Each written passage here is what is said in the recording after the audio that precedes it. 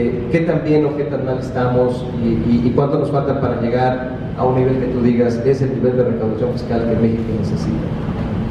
Con mucho gusto, agradecerle a Jorge, a Néstor, el patrocinio que ustedes dan para que pudiéramos estar todos aquí, y que representen ustedes a sus firmas y que esas firmas nos hagan posible poder tener un diálogo abierto con ustedes. ¿Cómo veo esto, Armando? Mira, la recaudación de nuestro país es una recaudación de las más bajas que se tiene en América Latina, y no se diga comparada con los países de la ONU, muy baja. La forma en la que se mide a nivel de los países la recaudación, pues lo hacen a través de cuántos puntos porcentuales representa la recaudación tributaria en proporción del Producto Interno Bruto. Algunos países traen aportaciones de seguridad social muy altas, algunos otros países traen componentes ahí de la renta petrolera, pero particularmente en el indicador sí separan lo que son contribuciones, impuestos, para poder hacer esa medición. Si nosotros revisamos qué trae América Latina, en su media trae alrededor del 15-16% de puntos porcentuales del Producto Interno Bruto de recaudación tributaria. Es un porcentaje alto para México, bajo para los países que están en la ONU. La ONU trae 27% de recaudación tributaria en proporción del Producto Interno Bruto. ¿Cuánto trae México? El año pasado cerramos apenas en 13 puntos porcentuales del Producto Interno Bruto. ¿Pero cuánto traíamos en el 2012? Traíamos alrededor de 8.4 puntos porcentuales. Es decir, ¿qué hace falta para que podamos estar en un indicador en la media de América Latina? Por lo menos unos 3 o 4 puntos más del Producto Interno Bruto. Y eso estamos hablando de alrededor de unos 650.000 millones de pesos adicionales, casi 700.000 millones de pesos adicionales. Es bastante. Perfecto, Aristóteles, muchas gracias. Pues pareciera que el tema de cómo combatir la evasión fiscal, cómo mejorar la recaudación, al final también tiene mucho que ver con tecnología, ¿no? Y muchos de los que estamos en el sector financiero a veces llegamos a la conclusión que el negocio financiero al final es un negocio de información, de datos y de tener las herramientas tecnológicas que te permitan manejarlos correctamente. Yo quisiera que nos platicaras un poquito de cuál es la visión del SAT en cuanto a lo que sigue en avances tecnológicos. ¿Hacia dónde quisiera llegar el SAT en los próximos años? A lo mejor autodeterminación de impuestos. ¿Tú qué ves en el futuro ya con toda esa plataforma tecnológica? Con mucho gusto, Armando. Mira, la tecnología nos ayuda y la simplificación también fiscal nos ayuda a combatir la evasión fiscal. Los procesos coercitivos, coactivos que tenemos para que quien no pagó impuestos los hagamos que lo paguen y tengan las sanciones que establece la ley. Si bien es cierto, es una forma de combatirla, alguna muy amigable, que es la simplificación fiscal, otra que es facilitar a través de tecnología y siendo más asertiva la autoridad, más oportunos en detectar prácticas y poderlas atajar, y la otra es sancionando. Cualquiera de las tres que alguien en el SAT quisiera llegar y ponerse en el líder, o ponerse de líder o titular en el SAT, quisiera tomar cualquiera de esas tres ramas, no le va a dar más de lo que hoy tenemos, aunque la pudiera llevar a cero, no le va a dar más de 3 puntos porcentuales del Producto Interno Bruto. La medición de la evasión fiscal en México, de acuerdo a estudios que han hecho instituciones académicas de mucho prestigio, da 3.1 puntos porcentuales del Producto Interno Bruto con corte a la serie histórica del 2012. Es decir, si fuéramos muy eficaces en ocupar esos 3 rubros de acción, lograríamos incrementar 3 puntos porcentuales la recaudación, y aún así estaríamos muy por abajo de la media de la OCDE y más o menos a la altura de lo que tiene América Latina si nos mantenemos en los 13 puntos porcentuales que logramos en 2015 de recaudación.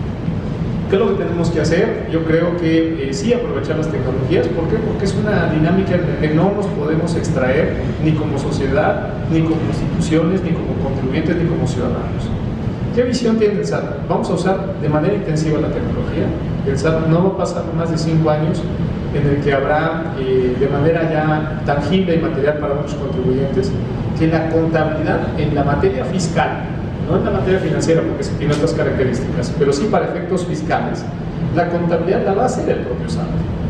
La contabilidad la va a tener el propio SAT, la va a inducir el propio SAT con muchos de los elementos de información que tiene con la factura electrónica. casi el 95% de la contabilidad, de los registros contables o de los asientos contables que nos ayudan a hacer los contadores, ya sea a través de un despacho o en nuestras oficinas, en nuestros departamentos de contabilidad, casi el 95% de esos registros contables tienen como soporte un CFDI, una factura electrónica.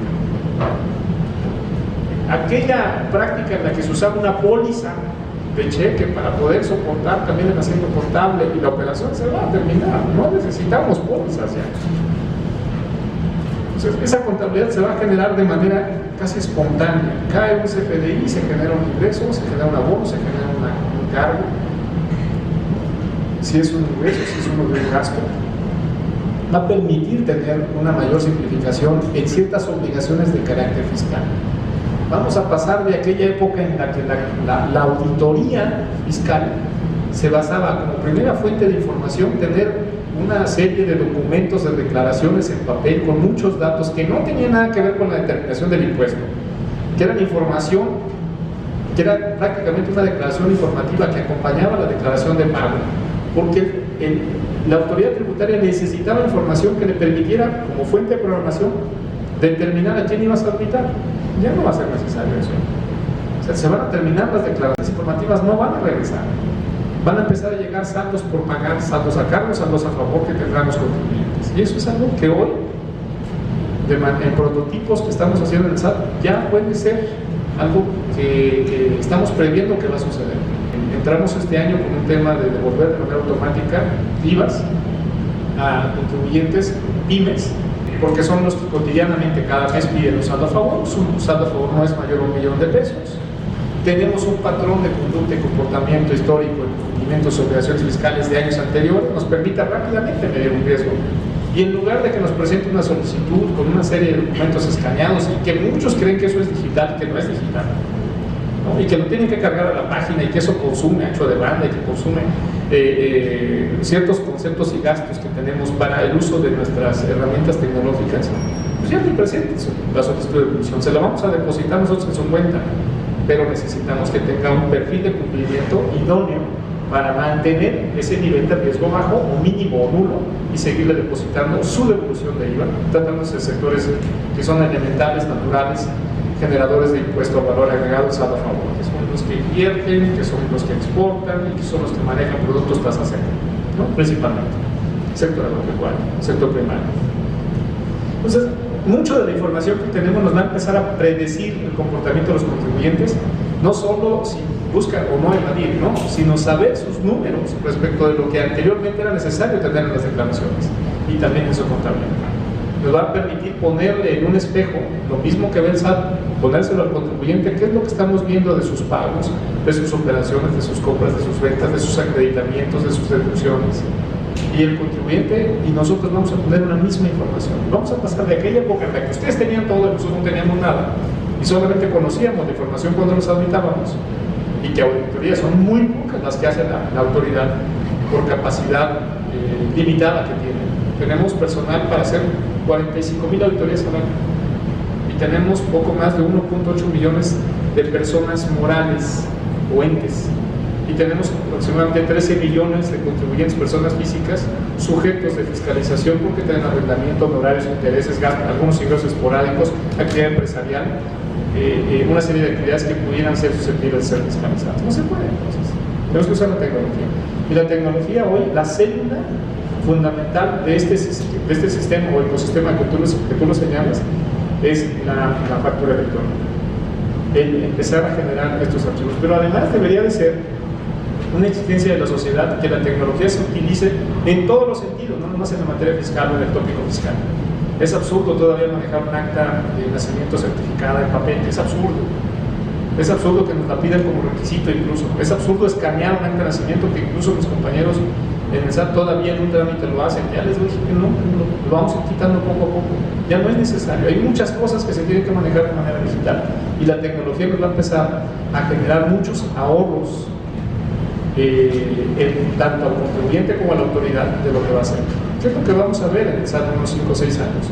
Vamos a ver una pantalla con múltiples relaciones de ingresos-gastos, de múltiples operaciones, de 450 millones de operaciones al menos cada mes, donde va a haber un receptor y un emisor de una factura electrónica, donde va a haber un vendedor y un comprador de una factura electrónica, y se van a empezar a llenar los asientos contables a través de un sistema solo, único, espontáneo.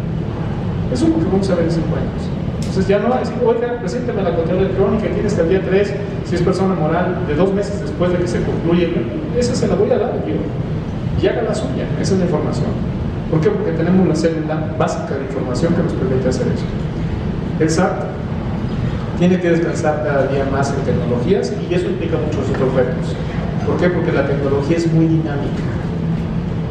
Y pasar de una institución en la que antes adquiríamos servidores de bases de datos, servidores de aplicaciones, servidores de seguridad y una serie de equipos, de equipamiento tecnológico en sites del propio SAT, con muchos gastos y costos y con tecnología que se queda obsoleta a los 2 o 3 años, pasamos a utilizar la tecnología de última generación que los proveedores terceros nos lo están ofreciendo y con toda la información allá arriba en la nube.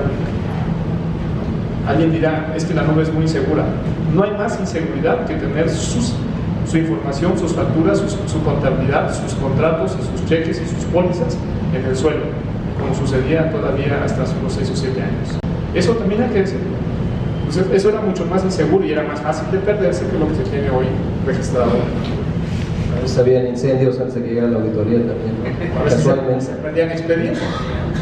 Oye, pero me da mucho gusto oír que pareciera que están adoptando principios de manejo de riesgos, con toda una teoría de portafolio muy similar a lo que hace el sector financiero, ¿no? En el sentido de conoce a tu cliente, conoce a tu contribuyente, y con base en eso hacemos un perfil, y con base en eso pues o le devuelves más rápido o de plano no le devuelves y están conociendo mejor a tu contribuyente. Hace un año incluso no nos hubiéramos imaginado que hubiéramos podido hacer devoluciones automáticas de IVA.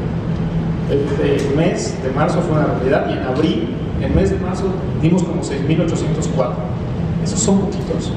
Son 33.000 los que piden devoluciones automáticas de IVA cada mes, en promedio. Ya 6.804 el mes pasado se las dimos. En este mes se los vamos a dar como a 500. Oye, pero ¿por qué bajaste de 6.804 a 500? Porque sí, se los digo, 6.804 fue una probada, fue una prueba. Es decir, oye, sí te la puedo dar, sí tengo tu información, sí sé que tienes un saldo a favor, pero no me has presentado la DIOT. O no me entregaste a la balanza de comprobación de la factura electrónica en la que estás obligado. O traes un pequeño detalle dentro del nivel de riesgos que tenemos un incumplimiento. Y eso tenemos que hacérselo saber a quien hoy sí puede ser sujeto o susceptible de una devolución automática sin tener que hacer un trámite más. Decirle, mira, ¿cómo te puedes ahorrar todo un problema si me presentas la DIOT anticipada? ¿No? O si me presentas la balanza de comprobación. ¿Por qué? Porque lo que estamos haciendo, sí hay que decirlo, estamos generando una formación en la conducta del contribuyente, un hábito distinto. Solo así podemos ser recíprocos. Si también el contribuyente es recíproco con la autoridad, nosotros podemos dar mucho más devoluciones. Tenemos otro proyecto en puerta para las grandes empresas. Es increíble hoy pensar, como lo hubiéramos hecho hace un año, devolver de manera automática en 5 días IVA. Bueno, para algunos sería increíble creer que el próximo año seguramente estaríamos devolviéndolo aún sin declaración. ¿Por qué? Porque la declaración la entregan el día 17 máximo.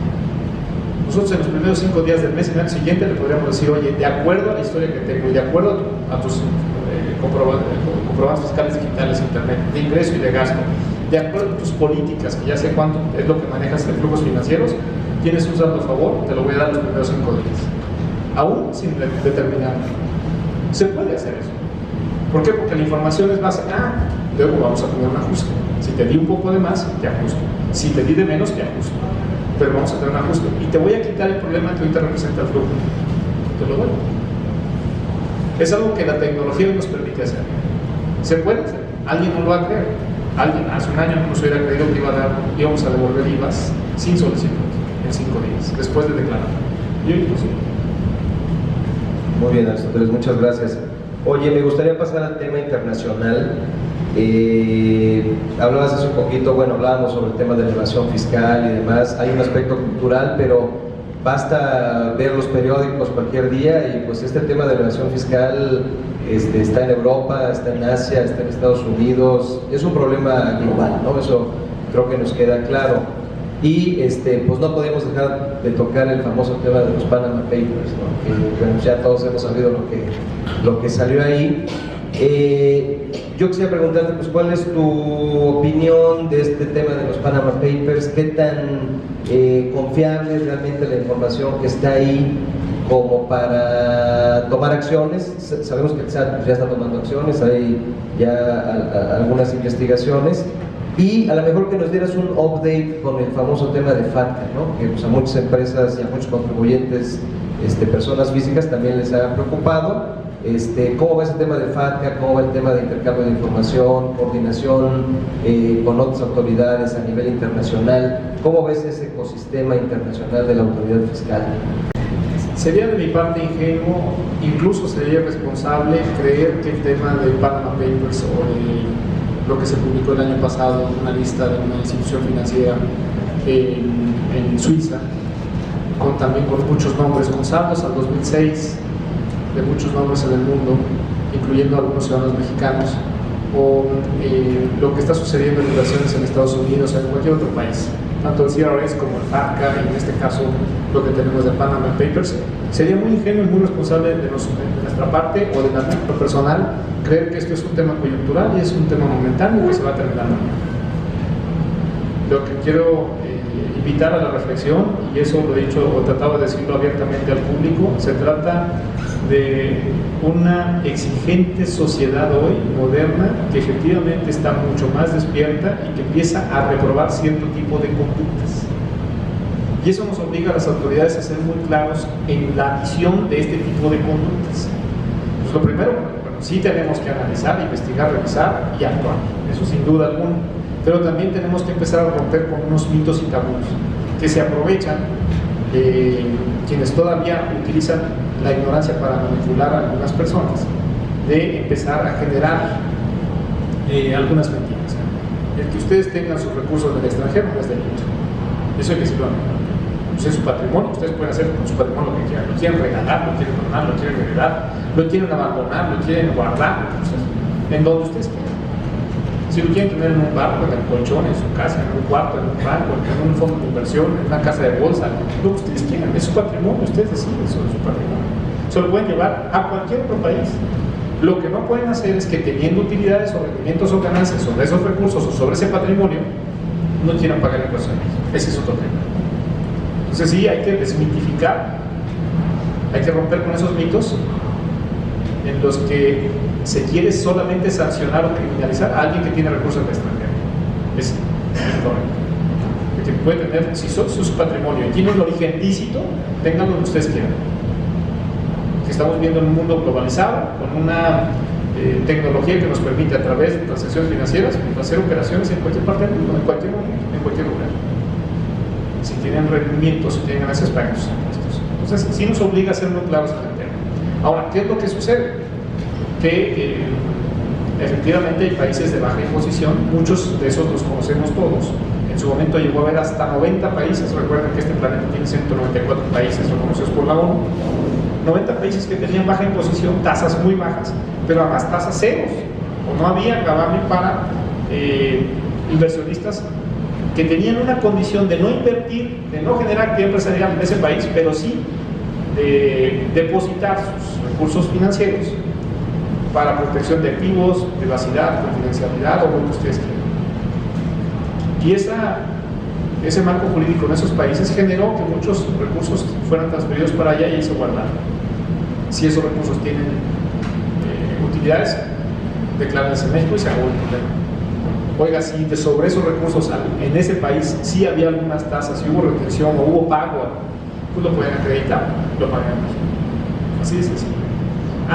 Hay otro tema, si se trata de recursos que pudieran tener un origen ilícito, ahí hay otra sanción, va por cuerdas separadas, son otras leyes, y vamos a tener que determinar o deslindar el lavado de dinero. Hay evasión fiscal en algunos que se lo llevaron para allá y por esa protección de activos y confidencialidad no pagan los impuestos en México, van a tener una sanción. Y sí los hay. ¿Qué tan cierto eso? Ay, sí, sí es cierto. Hay unos que son cínicos y descarados y me dicen, sí, yo los tenía y no lo había declarado, tengo 20 años con esa declaración. Miren, ¿qué le digo? Si no lo ha declarado, tiene 10 años. Hacia atrás la autoridad, la facultad de registrar. Si lo declaró y no nos dimos cuenta, tiene 5 años. ¿Sobre qué? Sobre rendimiento. Si usted acredita haber tenido ese capital muchos años atrás, yo ya no puedo ir por el capital. ¿Por qué? Porque la ley le abrió ese espacio a usted. Pero sobre los últimos 5 sí podemos hacer facultades. Y no se salvan. Es decir, no, yo como experiencia les digo, de los nombres que vi en la lista de HSBC en Suiza, yo me encontré apellidos y nombres que jamás en mi vida los había yo leído en una revista o en un periódico o en un documento que dijera, primero, son apellidos mexicanos, no se me hacen, pero son mexicanos, personas que ni conozco, que tienen muchos recursos. Y tomamos a los más importantes, aquellos que tenían más de $5 millones depositados en Suiza. Disminuye la tasa efectiva entonces realmente, y lo que estás haciendo es quitarle ingresos a las finanzas públicas de un país para afectar entonces a los que menos tienen. Entonces, una cosa como esa inmediatamente genera mayor desigualdad. Sin embargo, hay grupos y voces fuertes que te piden eso y que creen tener la razón. Pero dicen, oye, vamos a ver, ubiquémonos. El 60% de los hogares en este país, poco más de 20 millones de hogares, su ingreso mensual no rebasa 6 salarios mínimos. Entonces, no puede ser que muy pocos sigan teniendo condiciones de ahorro, de economía o de mejora de su capacidad económica a costa de un 60% que nos va a meter en un problema si no logramos disminuir esa desigualdad. No hay mayor riesgo en una inversión que una desestabilización social. Entonces, no generemos todavía mayor desigualdad, porque vamos a tener un problema grave en el futuro. Creo yo que debemos ser muy sensatos y mesurados en qué receta tomar, particularmente para México. Segundo tema. Tenemos, yo creo que varios factores que generaron que nuestro país tuviera sus crecimientos promedios año con año en estos últimos 30 años. Uno, el exceso de confianza de cierto sector empresarial. Teníamos el calzado, teníamos el textil, nos dormimos. Vestíamos a una gran población mundial y calzamos a una gran población mundial, nos dormimos. Ni siquiera generamos marcas, diseño, nuevas cosas.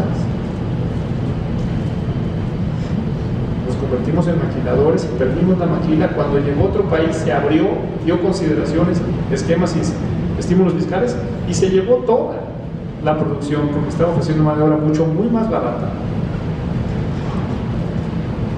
No generamos ni desarrollamos el talento. Pues también eso hay que decirlo. Y nos dormimos también en decisiones públicas, de política pública, y eso hay que decirlo, y no de 30 años, a lo mejor de 50 o 60 años. Yo le digo a los jóvenes cuando voy a una escuela, porque los jóvenes, en 18, 24 años, no vivieron lo que muchos de los que estamos aquí hemos vivido. No saben medir cómo se construyó un país. No lo saben. No saben, y además no reconocen que viven en una época, que nacieron, crecieron y viven en una época de prosperidad. Muchos de los que estamos aquí ni teléfono ni televisión teníamos. Y algunos ni auto teníamos. Era símbolo de estatus el tener una, ¿cómo se llaman las consolas? Tener consola. Eso es una época de mayor prosperidad versus la que nosotros vivimos.